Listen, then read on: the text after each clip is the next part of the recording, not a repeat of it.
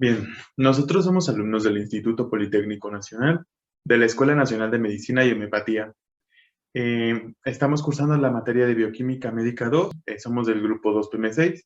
Nuestro equipo está integrado por Calles Bautista José Antonio, López Cervantes Diana y Miranda Cortés Arión Eduardo. Nuestro equipo va a hablar acerca del Alzheimer. ¿Qué es el Alzheimer? Primero que nada, la historia del Alzheimer, un poco de historia. Bien, esta enfermedad empieza, o más bien su descubrimiento data del año de 1907 por Elois Alzheimer, el cual es un psiquiatra y anatomopatólogo alemán, el cual publicó un estudio clínico y anatómico del caso de una paciente de 51 años. La mujer falleció tras haber presentado durante 4 años y 6 meses una evolución importante de un cuadro de demencia, en el cual presentó una desorientación y alucinaciones graves. El cerebro de esta paciente permitió descubrir, a su vez, en el interior de las células, lo que era la existencia de lesiones en forma de conglomerados, que denominó ovillos neurofibrilares. Como tal, la enfermedad del Alzheimer es una patología degenerativa del sistema nervioso, la cual afecta a determinadas partes del cerebro y suele describirse como una demencia caracterizada por la aparición y degeneración neurofibrilar de placas seniles que comienza con un deterioro cognitivo y funcional al que se le suman alteraciones de carácter psicológico y de conducta. Para poder comprender la etiología y cómo es que se manifiesta esta, se debe saber que se va a presentar de dos maneras. Puede ser tanto de inicio tardío como de inicio genético o temprano. Entonces, esto depende principalmente de la edad, ya que en aquellos casos en los cuales los síntomas inician después de los 65 años se denominará como la enfermedad de Alzheimer, pero de inicio tardío o esporádico, y cuando los síntomas dan comienzo antes de esta edad, la enfermedad de Alzheimer será de inicio temprano o genético. También se reconocen dos grandes grupos de síntomas asociados a las demencias, cuáles son específicamente con la enfermedad del Alzheimer. Estas dos sintomatologías principalmente son relacionados con las alteraciones de la memoria y de otros dominios cognitivos, y también los síntomas neuropsiquiátricos. Hablando un poco de la fisiopatología de la enfermedad, es algo complejo. Sin embargo, se reconoce que en general la enfermedad del Alzheimer se caracteriza por presentar dos lesiones histopatológicas características, aunque no son las únicas. Estas dos lesiones son las siguientes. Uno serían los depósitos de proteína B amiloide denominados placas seniles, y dos son las marañas intracelulares neurofibrilares compuestas de proteína tau y hiperfosforilada. Uno se tiene clara la interacción de las vías metabólicas implicadas en la generación de las lesiones. Sin embargo, algunos estudios han reportado que estos eventos no ocurren de forma aislada, sino que existe una asociación entre ambos fenómenos, ya que la forma soluble de la proteína B amiloide induce la fosfatasa, desactiva los procesos que finalmente desencadenan la fosforilación de la proteína tau, y asimismo se ha descrito que la interacción directa de ambas también promueve la fosforilación de la proteína tau. Y bien, sabiendo que tenemos el Alzheimer de inicio tardío y el Alzheimer de inicio temprano, podemos hablar de la etiología de estos dos subtipos, en los cuales, para llegar a su determinación, se hicieron algunos estudios genéticos. El de inicio temprano se realizó en familias de patrón de heredabilidad autosómica dominante, en donde se identificaron algunas mutaciones en los siguientes genes. En el gen de la proteína precursora beta-amiloide en el cromosoma 21, el gen de la presenilina 1 en el cromosoma 14 y en el gen de la presenilina 2 en el cromosoma 1. También se hicieron estudios para determinar la etiología de lo que sería la enfermedad de Alzheimer de inicio tardío, encontrando solamente herencia multifactorial y su interacción con el medio ambiente por factores de riesgo no genéticos. En este caso, la base genética parece ser más compleja que la del Alzheimer de inicio temprano. Se encontró que el único factor de riesgo demostrado para la enfermedad de Alzheimer de inicio tardío es como tal el alelo E4 de la apolipoproteína E. Como hemos comentado antes, la apolipoproteína E o ApoE se encarga de regular el metabolismo de los lípidos, también el transporte de entre distintos tejidos dentro del sistema nervioso central. Se expresa principalmente en astrocitos, en células de la microglía y en ciertas condiciones de las neuronas.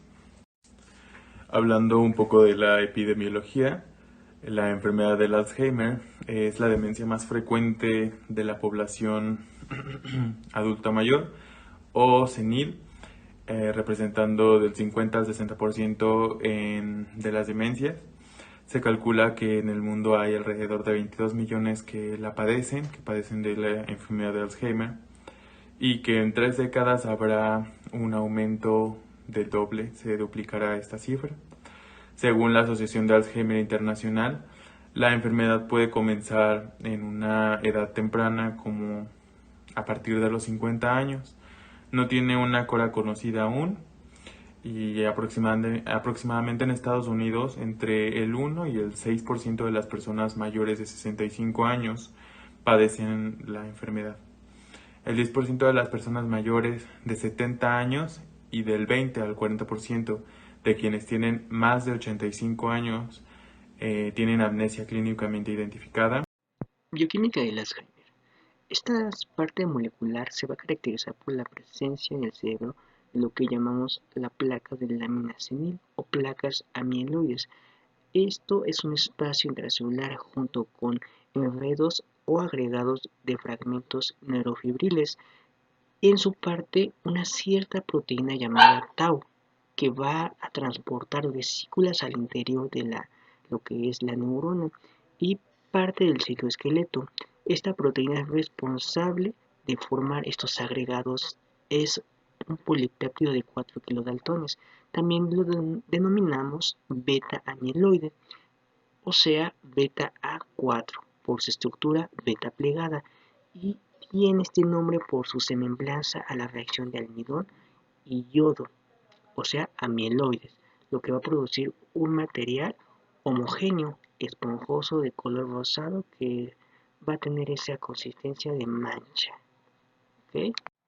A su vez, este material se va a encontrar formado por esas glucoproteínas que se encuentran depositados extracelularmente y se tiñen de ese color Congo.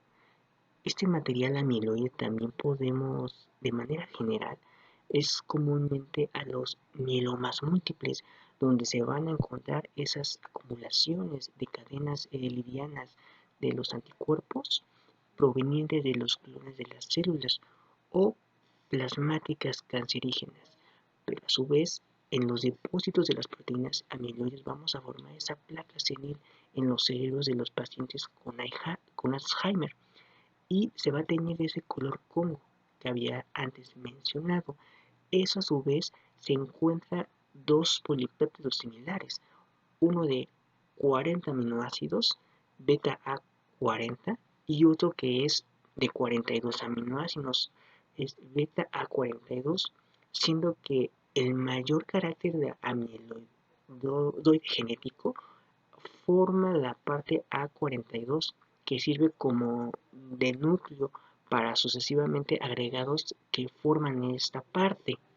Pero también, por otro lado, vamos a tener una proteína, por lo cual proviene de estos polipéptidos, que se deriva de la parte de la proteína denominada proteína precursora de amiloide, o sea, sus siglas podrían ser APP, cuya función es medir tanto la adhesión celular como la acción del receptor o blanco para aquellos factores que van a estimular el crecimiento de las neutritas. Pero algo muy importante, las proteínas precursoras de amiloides es una glucoproteína transmembranal que a su vez tiene varias formas con me parece son 695, 751 y sí, y 770 aminoácidos. Eso a su vez varía los azúcares unidos al nitrógeno y al carbono, con su peso molecular que varía entre 110 y 130 kilodaltones. Aquí vamos a tener algo muy importante, su dominio extracelular, que es de gran tamaño y tiene en su lado N una región de 200 aminoácidos que va a ser una cisteína y seguida de otra región rica en residuos de aminoácidos de glutamato y aspartato. Pero hay que destacar algo importante, que en su última región es a su vez seguida, especialmente dominada de las proteasas de Kunix, proteasas de aminoácidos de aspartato en el sitio activo, o a su vez el dominio homogéneo de estas proteínas eh, OX2 o también las glucoproteínas de membrana que van a parecerse esa parte inhibitoria de lo que es el estado de inflamación de nuestro cerebro. Lo que es la proteína beta 4 amiloide, aquí esta secuencia del dominio que está justamente por encima de la membrana, que a su vez se encuentra parcialmente embebida en estas direcciones al extremo C. Ahora bien, vamos a ver lo que es la síntesis proteica precursora de amiloide, que a su vez lleva a cabo en el ventrículo endoplásmico y luego va a pasar a lo que es el aparato de Golgi. En este lugar se va a, o se cree que la proteína chaperona, o llamada también preselina, va a atravesar lo que es la membrana y a su vez tiene 7 dominios transmembrana que se localizan en lo que es dentro del ventrículo endoplásmico y el aparato de Golgi. Esto va a unir a lo que es la proteína precursora de amiloide a los microtúbulos, lo cual va a ayudar a lo que va a ayudar al tráfico de la proteína precursora de amiloide hacia las membranas celulares.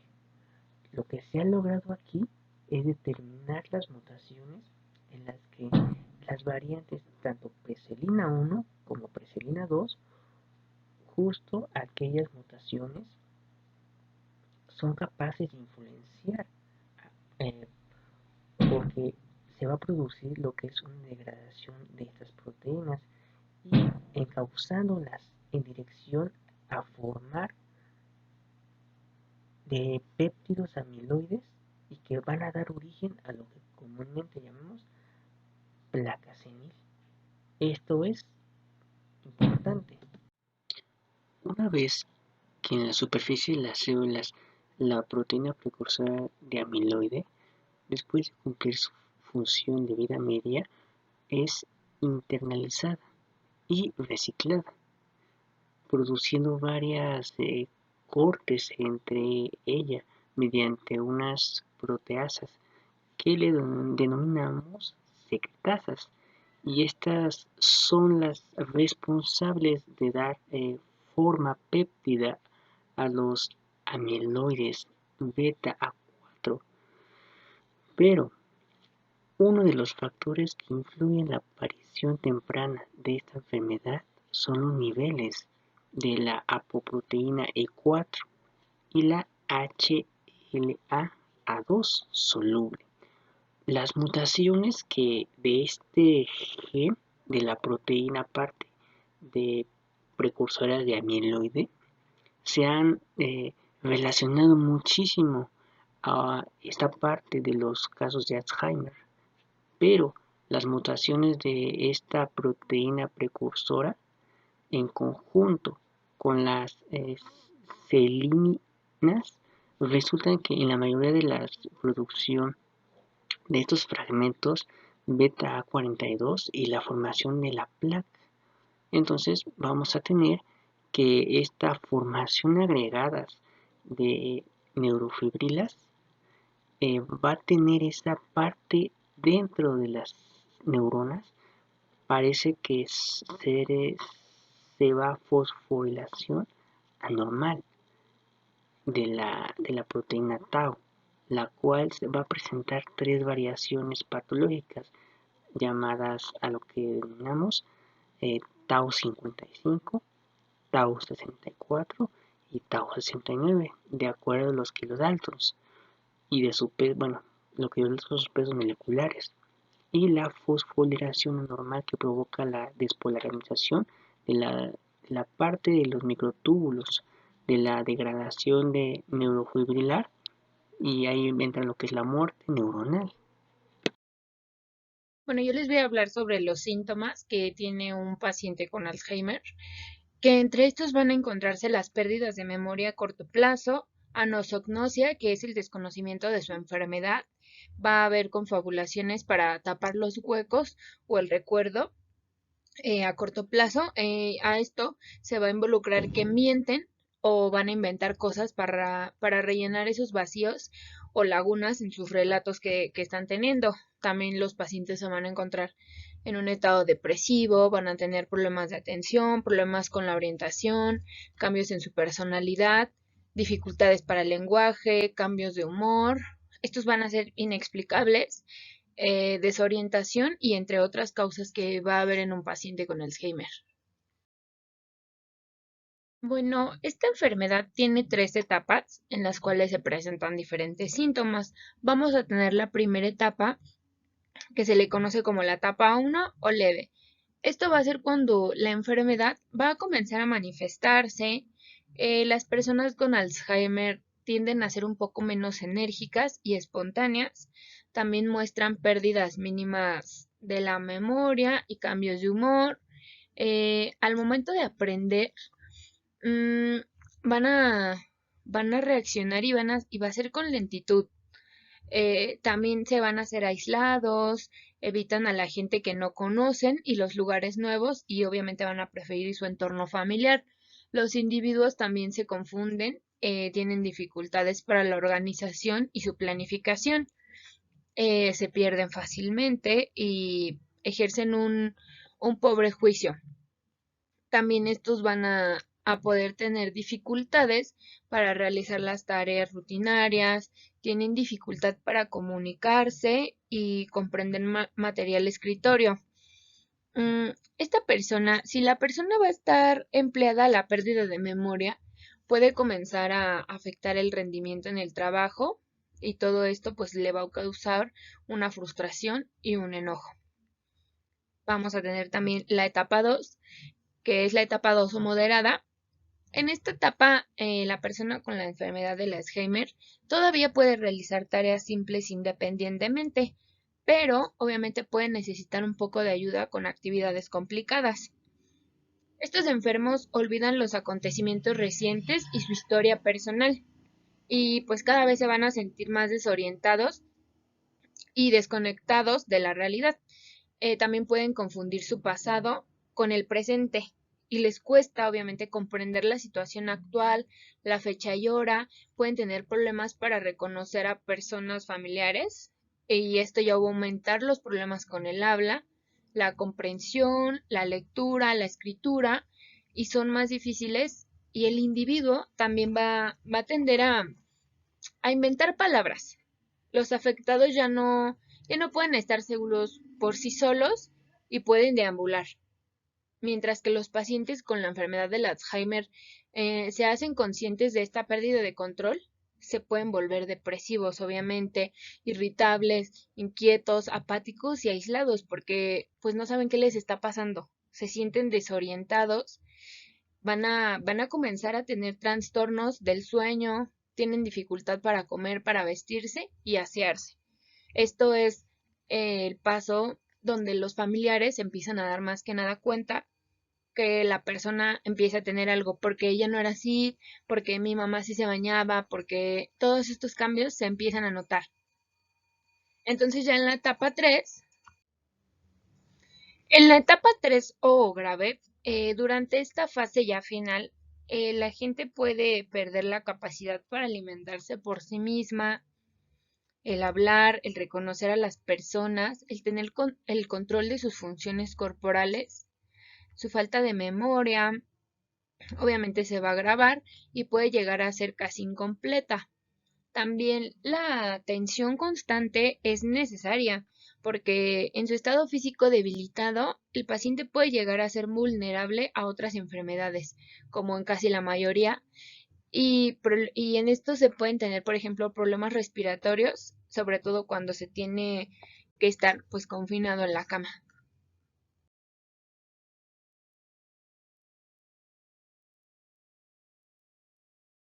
Se deben realizar pruebas de memoria y de funcionamiento o de evaluación intelectual. Esto también se efectúan, obviamente van a haber análisis de sangre, un escáner para descartar un diagnóstico alternativo a esta enfermedad. Como tal, no existe un test pre-mortem para diagnosticar concluyentemente el Alzheimer. Se ha conseguido en la actualidad aproximar la corteza del diagnóstico a un 85%, pero pues obviamente el diagnóstico definitivo debe hacerse con ya pruebas histológicas sobre el tejido cerebral, que generalmente estas se dan en la autopsia.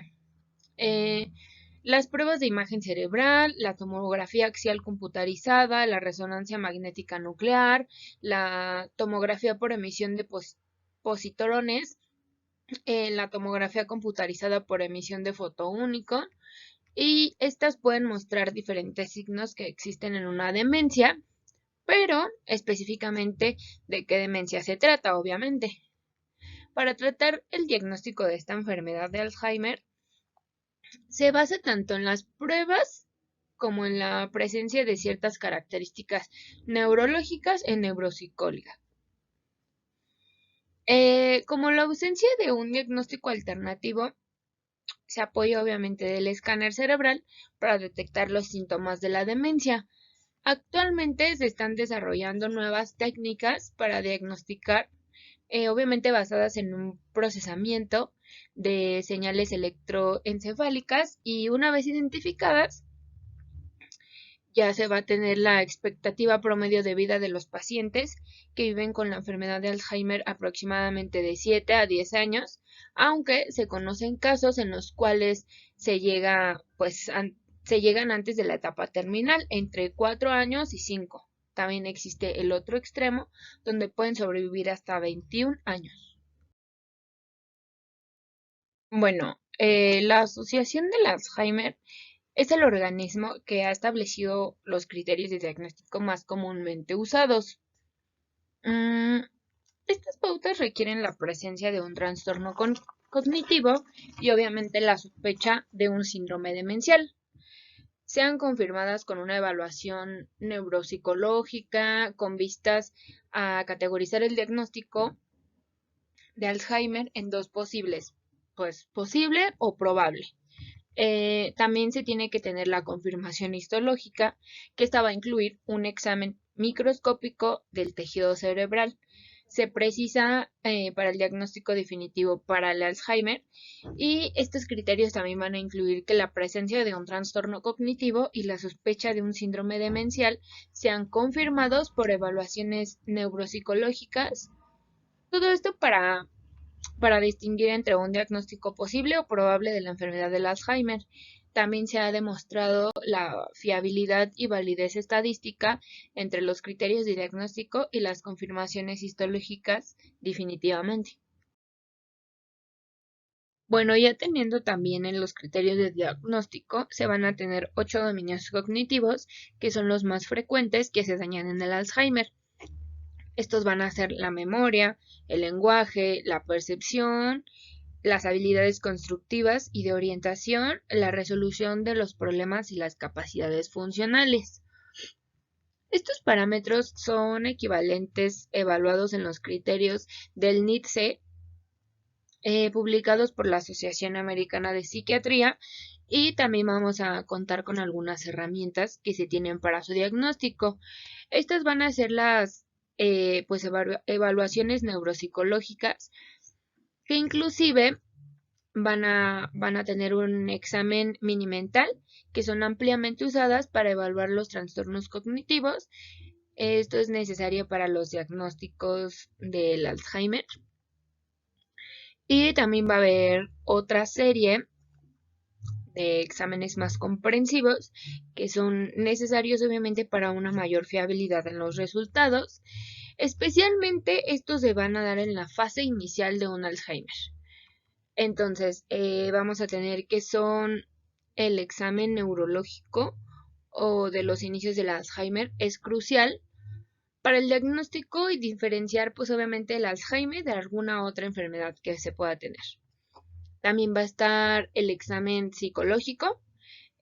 Para la depresión sería de valor, puesto que pues para la depresión pueden aparecer de maneras contraminentes que son como con el Alzheimer. Entonces, o bien ser la causa de los trastornos cognitivos. Bueno, ahora vamos a hablar un poquito de su tratamiento.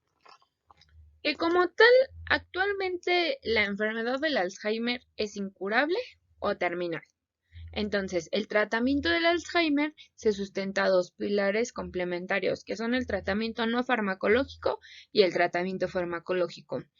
También van a existir las intervenciones psicosociales que se usan conjuntamente con el tratamiento farmacológico. Bueno, vamos a empezar con su tratamiento farmacológico. Que estos pues se han probado cierta eficacia de parte de los fármacos anticolinesterásicos. Estos van a presentar una acción inhibidora de la colinesterasa, que es la enzima encargada de descomponer la acetilcolina, que es un neurotransmisor que falta en la enfermedad del Alzheimer y que indice sustancialmente en la memoria y en otras funciones cognitivas. También se han incorporado el tratamiento de la enfermedad con nuevos fármacos que intervienen en la regulación del neurotransmisor glutaminérgica. Con todo esto, pues se ha mejorado un poco el comportamiento del enfermo en cuanto a la apatía, la iniciativa, la capacidad funcional y las alucinaciones, todo esto trayendo una mejor pues calidad de vida. Sin embargo, es preciso remarcar que desde el 2008 los registros de la mejoría obtenida con dichos fármacos es discreta, o sea, es decir, que no se ha conseguido alterar el curso de la demencia subyacente. El primer fármaco anticolinesterásico comercializado fue la tacrina. Este es una anticolinesterasa de acción central y un agonista colinérgico indirecto. Fue el primer inhibidor de la colinesterasa de acción central y fue aprobado para el tratamiento de la enfermedad del Alzheimer, que hoy en día ha dejado de emplearse por su hepatotoxicidad. Y en el 2008 en Europa y en Norteamérica existían 4 fármacos disponibles, que 3 de ellos son los inhibidores de la acetilcolinesterasa, como lo son donepezilo, ribastacmina y galantamina.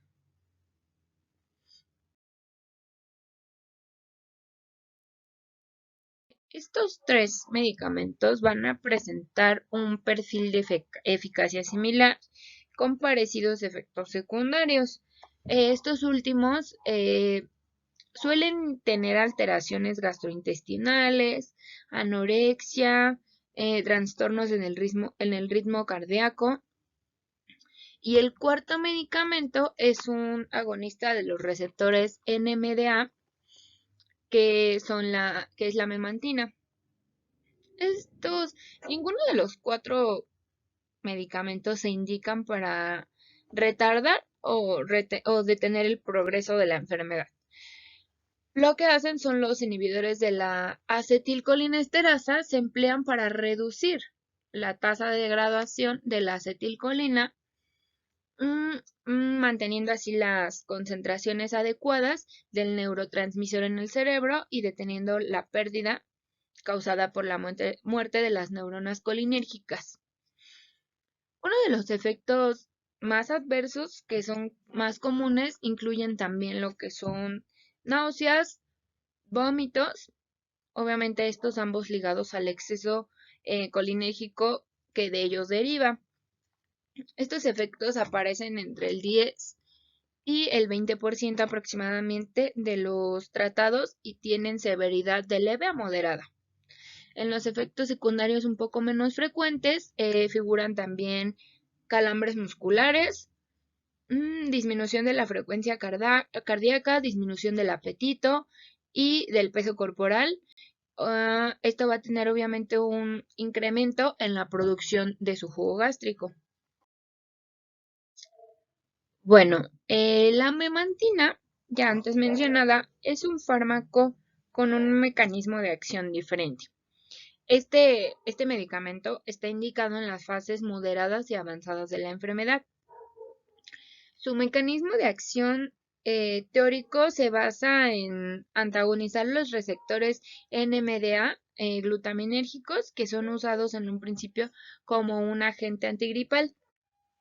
El glutamato es un neurotransmisor excitatorio del sistema nervioso central. Al parecer, un exceso de estimulación glutaminérgica podría producir o inducir una serie de reacciones intraneuronales de carácter tóxico, causando pues la muerte celular de un proceso llamado excitotoxicidad. Este consiste en una sobreestimulación de los receptores de glutamato y esta excitotoxicidad no solo ocurre en pacientes con Alzheimer, sino también en otras enfermedades neurodegenerativas, como la enfermedad del Parkinson, la esclerosis múltiple, eh, y ya. Los ensayos clínicos se han demostrado una eficiencia moderada en estos pacientes y un perfil de efectos secundarios pues aceptables.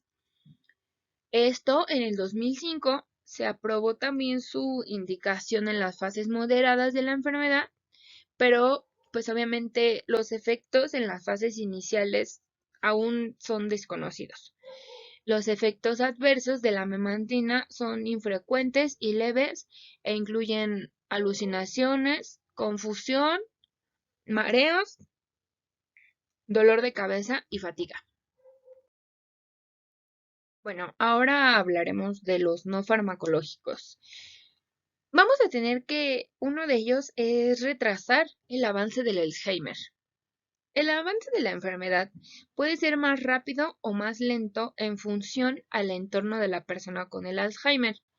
No es una situación fácil, obviamente, y la familia tendría que hacer grandes esfuerzos para ofrecerle a la persona con Alzheimer un entorno más favorable, lo más favorable posible. Bueno, tenemos que los aceleradores de la enfermedad se consideran aceleradores las siguientes situaciones que lo son un estrés familiar, cambios bruscos en su rutina diaria, cambios de domicilio nuevo, eh, como por ejemplo cuando los abandonan en las residencias de mayores. Eso podría ser un factor muy que avance la enfermedad. Y los retardadores de la enfermedad se consideran retardadores a las situaciones nombradas, como lo son el ambiente familiar, hacer ejercicio, socializar con sus amigos o con otras personas. Esto va a retrasar un poco el avance del Alzheimer. Bueno, también vamos a tener una intervención psicosocial que van a existir ciertas evidencias de que la estimulación de las capacidades cognitivas ayudan a ralentizar la pérdida de estas funciones y de sus habilidades. Esta estimulación consiste en trabajar aquellas áreas que aún conserva el paciente, de forma que el entrenamiento permita pensar las pérdidas del paciente, pues obviamente que las está sufriendo con la enfermedad. También las intervenciones psicosociales se usan conjuntamente con su tratamiento farmacológico y se clasifican en abordajes orientados al comportamiento, las emociones, lo cognitivo y la estimulación que se le dé. Eh, Van a existir que las investigaciones sobre esta efectividad están, eh, están un poco indisponibles De hecho, rara vez son específicas al Alzheimer, enfocándose pues lo que son en la demencia en general. También las intervenciones en el área del comportamiento intentan identificar o reducir los antecedentes y consecuencias de los problemas de la conducta que está teniendo el paciente. Este abordaje ha demostrado éxito en el funcionamiento en general del paciente y en especial en relación con su entorno. Se ha podido ayudar a reducir ciertos problemas específicos del comportamiento, como lo son la incontinencia urinaria, aunque siguen faltando, pues obviamente, datos de calidad sobre la efectividad de estas técnicas en otros problemas como las deambulaciones que tienen los pacientes, es donde aún no se tiene un caso cierto. Por otro lado, no farmacológico también van a existir la terapia de la validación. Estas intervenciones son orientadas a las emociones que comprenden pues obviamente la terapia de la validación, la terapia de reminiscencia, la psicoterapia de apoyo, la integración sensorial y la terapia de presencia estimuladora.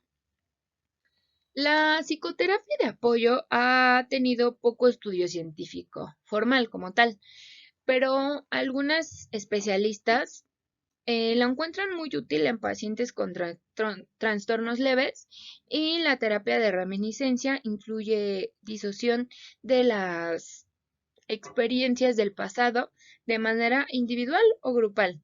Muchas veces con la ayuda de fotografías, con objetos del hogar, con música, con grabaciones o pertenencias del pasado.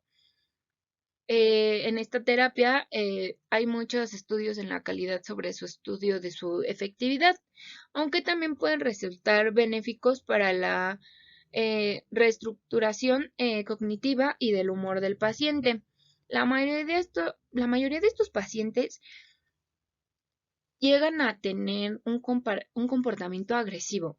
Entonces, eh, cuando una persona les quiere hablar, les quiere decir, les quiere recordar, se ponen como a la defensiva, como que no lo permiten. Entonces, este tipo de terapias lo que hace es, por así decirlo, ah, quitar la barrera que ellos tienen y darse cuenta que las personas no le quieren hacer daño, que tiene familia que lo quiere, que tiene familia que está viendo por él. Entonces, también ya vamos a tener el tratamiento con presencias estimuladoras, que estas se basan en las teorías de adherencia e implican escuchar voces grabadas de los familiares para que no la olviden. Eh, También se tienen las evidencias preliminares que indican dichas actividades que van a reducir la ansiedad y el comportamiento desafiante que llegan a tener este tipo de pacientes. Finalmente, vamos a tener la terapia de validación, que esta se va a basar en la aceptación de la realidad y la experiencia personal de las personas, mientras que la que teníamos antes, que es la integración sensorial, se basa en ejercicios guiados por la estimulación de los sentidos. Aún no hay suficientes evidencias que apoyen el uso de estas terapias en pacientes con Alzheimer, ya que la finalidad de las terapias cognitivo-conductuales, que incluyen la orientación y la rehabilitación cognitiva, es reducir las distorsiones cognitivas. La orientación hacia la realidad consiste en presentar información acerca de la época, el lugar o la persona con el fin de aliviar su entendimiento acerca de sus alrededores y el lugar en el que ellos desempeñan dichos sitios. Por otro lado, también el entrenamiento cognitivo intenta mejorar las capacidades debilitadas al ejercer las habilidades mentales del paciente, y estos ambos ejercicios han mostrado cierta eficacia en el mejoramiento de las capacidades cognitivas. Sin embargo, en algunos estudios estos efectos fueron transitorios y en otros tenían un efecto negativo, pues añadían un poco de frustración al paciente, según esto, pues los reportes. Los tratamientos orientados a la estimulación también pueden incluir la arteterapia, la musicoterapia, las terapias asistidas por las mascotas, el ejercicio físico y cualquier actividad eh, recre- eh, recreacional. También se tiene la estimulación, tiene un apoyo modesto al ser aplicado con la integración de la mejora de la conducta, el humor y en menor grado, pues obviamente el funcionamiento del paciente. Si bien pues son efectos importantes, el principal beneficio reportado entre las terapias de estimulación es el mejoramiento de las rutinas diarias de la vida del paciente y su calidad de vida. Bueno, ahora hablando un poquito de los cuidados que se les debe de tener a un paciente, debido a que pues el Alzheimer no tiene cura, con el tiempo el paciente caen en un estado de imposibilidad, de autosuficiencia para cuidarse por sí mismo, por lo que los cuidados por terceros pues son una medida vital para esta deficiencia y deben ser abordados em, cuidadosamente durante el curso de la enfermedad. Lo que es en las fases tempranas y moderadas, las modificaciones al ambiente donde vive y al paciente a su estilo de vida pueden darle un poco de seguridad y reducir las cargas al cuidador. Algunos ejemplos de dichas modificaciones podrían ser la adherencia a rutinas simplificadas como la colocación de un candado, el uso de una pulsera con el número del teléfono del cuidador o de su familiar más cercano, el etiquetado de los objetos del hogar y el uso de utensilios modificados para la vida diaria. Estos pacientes pueden llegar al punto en el que no sean capaces de alimentarse por sí mismos, de modo que se debe de empezar a ingerir sus alimentos en porciones más pequeñas o en dietas no sólidas con la ayuda de otras personas. Cuando aparezca una dificultad para tragar, puede que sean indicados el uso de una sonda gástrica. En tales casos, esta efectividad médica y ética de tener que continuar alimentando al paciente son consideraciones importantes que deben tomar los cuidadores y obviamente los familiares del individuo. Las restricciones físicas rara vez están indicadas en cualquier fase de la enfermedad, aunque hay situaciones en que son necesarias para prevenir, pues obviamente que el paciente se dañe a sí mismo o dañe a terceros. A medida que progresa la enfermedad pueden aparecer distintas manifestaciones médicas como las enfermedades orales y dentales, úlceras, desnutrición, problemas de higiene, infecciones respiratorias, urinarias, dermatológicas, oculares, entre muchas otras que pueden ir apareciendo. Entonces se tiene que el manejo cuidadoso del paciente puede prevenir obviamente dichos problemas, pero si llegan a producirse pues deben de tratarse bajo supervisión médica. Durante las etapas finales de la enfermedad, el, el tratamiento se centra en mantener más que nada ya la calidad de vida hasta el fallecimiento. Bueno, igualmente se están realizando experimentos con vacunas basados en la idea de que si el sistema inmune puede ser entrenado para reconocer y atacar la placa beta amiloide, puede revertirse la deposición de amiloide y parar un poco la enfermedad. Sin embargo, cuando las primeras vacunas se aprobaron en seres humanos en el 2002, se produjo una inflamación cerebral, que es una pequeña proporción de los pacientes en el estudio, por lo que se detuvieron las pruebas. Se continuó estudiando a los participantes y se observó una mejora en la lentitud de su progreso de la enfermedad. Recientemente, se han descubierto que la inflamación cerebral estaba producida por una serie de péptidos que se incluían con la vacuna AN-179, por lo que esta investigación, la creación de la vacuna que no tenga dichos péptidos en su composición, se está probando la vacuna AB-BAC40 como preventiva contra el Alzheimer, que desde el 2014 es donde se está probando, y su objetivo de esta vacuna es detener la producción de las placas amiloides, y la vacuna produciría anticuerpos encargados de eliminar los beta amiloides 40 y 42, que son obviamente los causantes de la neurodegeneración cerebral, y los ensayos en estas vacunas se realizan sobre un total de 24 pacientes. 16 de estos pacientes son diagnosticados y en estadio leve, y 8 pacientes que reciben placebo. De acreditarse su inocuidad, la vacuna no estará en el mercado antes del 2018. Por otra parte, también tenemos el ultrasonido, que en marzo del 2015 se publicó en Science Translational Medicine una aproximación completamente nueva al tema del Alzheimer, que ha sido aprobada en ratones, y esta misma utiliza de una manera particular de aplicar ultrasonido dentro del tejido gris cerebral. Estas ondas de sonido resultan capaces de abrir gentilmente la barrera hematoencefálica que separa el cerebro de la sangre, y la estimularon eh, con las células del río Ortega o microglia. Estas células de microglias, una vez activadas, resultan ser capaces de ir desintegrando y eliminar las aglutinaciones beta-amiloides del Alzheimer. Los autores de esta investigación informaron haber observado la restauración completa de la memoria en el 75% de los ratones que lo ensayaron. También hallaron que los ratones así tratados desplegaron mejora en la memoria en 3 pruebas específicas, y el equipo científico planea iniciar las pruebas con animales en el laboratorio superiores como ovejas y simios, y esperar obviamente a ser autorizados para poner en marcha el ensayo sobre los seres humanos en el 2017.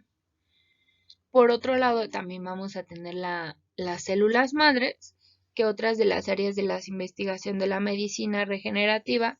Se trata de inyectar en el cerebro del paciente células madres embrionarias o adultas para intentar detener el deterioro cognitivo, y ya han hecho experimentos en humanos con resultados positivos. Bueno, también tenemos el marcapaso cerebral. Esta es una estimulación cerebral, intenta normalizar la actividad con un dispositivo llamado neuroestimulador, similar al de un marcapasos cardíaco. Este dispositivo forma parte de un tratamiento llamado estimulación cerebral profundo, SP, que involucra la liberación de impulsos eléctricos para regular la actividad cerebral. La investigación llevada a cabo en la Escuela de Medicina Johns Hopkins forma parte de un proyecto más amplio iniciado en Canadá, donde ya se implantó el marcapasos en 6 pacientes, todos obviamente con formas moderadas del Alzheimer, y muestran un incremento en la actividad neuronal durante 13 meses. La terapia de la estimulación cerebral profunda se ha utilizado con personas que sufren la enfermedad del Parkinson, y ahora la terapia podría ser alternativa un poco para revertir el deterioro cognitivo de las personas con Alzheimer. Esta neurocirugía funcional busca reparar, modular o corregir un poco un déficit del sistema en la red neurológica, y determina lo que ocurre con el Alzheimer.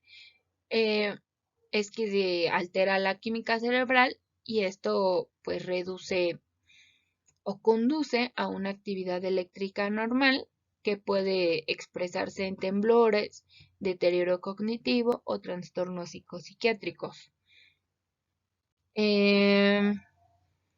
La aplicación para el Alzheimer todavía va en sus primeras etapas, pero se espera que, como ha evolucionado un poco bien en la enfermedad del Parkinson, también puede evolucionar de la misma manera en el Alzheimer. Por último, vamos a tener la prevención que se puede tener para la enfermedad del Alzheimer. Los estudios globales como tal sobre las diferentes medidas en las que se pueden tomar para prevenir o retardar un poco la aparición de la enfermedad del Alzheimer han tenido resultados contradictorios y no se ha comprobado una relación causal entre los factores de riesgo y de enfermedad, ni se ha atribuido a efectos secundarios específicos. Por el momento, pues no parece haber medidas definitivas para prevenir la aparición de un Alzheimer, pero varios estudios epidemiológicos han propuesto diversas relaciones entre ciertos factores modificables, tales como la dieta, los riesgos cardiovasculares, productos farmacéuticos o las actividades intelectuales, entre otras, y la probabilidad de que una población pues aparezca el Alzheimer. Por ahora, pues se necesitan más investigaciones, ensayos clínicos para comprobar si estos factores pueden ayudar a prevenirla. A pesar de que los riesgos cardiovasculares como la hipercolestelemia, la hipertensión arterial, la diabetes, el tabaquismo están asociados a un mayor riesgo de desarrollo y progresión del Alzheimer, las estatinas son medicamentos que disminuyen la concentración del colesterol en el plasma sanguíneo. No han sido efectivas en la prevención o el mejoramiento del Alzheimer. Sin embargo, algunos individuos en el uso de su largo plazo de los antiinflamatorios no esteroideos están un poco involucrados o vinculados con la reducción de la probabilidad de padecerla. También se tienen otros fármacos y otras terapias como el reemplazo de hormonas en las mujeres que han dejado de ser aconsejadas como medidas preventivas del Alzheimer. También se incluye un reporte en el 2007 que concluyó la falta de evidencia significativa y presencia de inconsistencias en el uso del ginkgo biloba para mejorar pues, sus trastornos cognitivos. Otros estudios también han sugerido un posible aumento en el riesgo de la aparición del Alzheimer con la exposición a los campos magnéticos, la ingestión de metales, en particular lo que viene siendo el aluminio, o la exposición a ciertos solventes. La calidad de algunos de estos estudios han sido criticada y otros estudios han concluido con que no hay una relación entre estos factores ambientales y la aparición del Alzheimer. Bueno, esto sería todo por nuestra parte. Espero y les haya gustado y muchas gracias.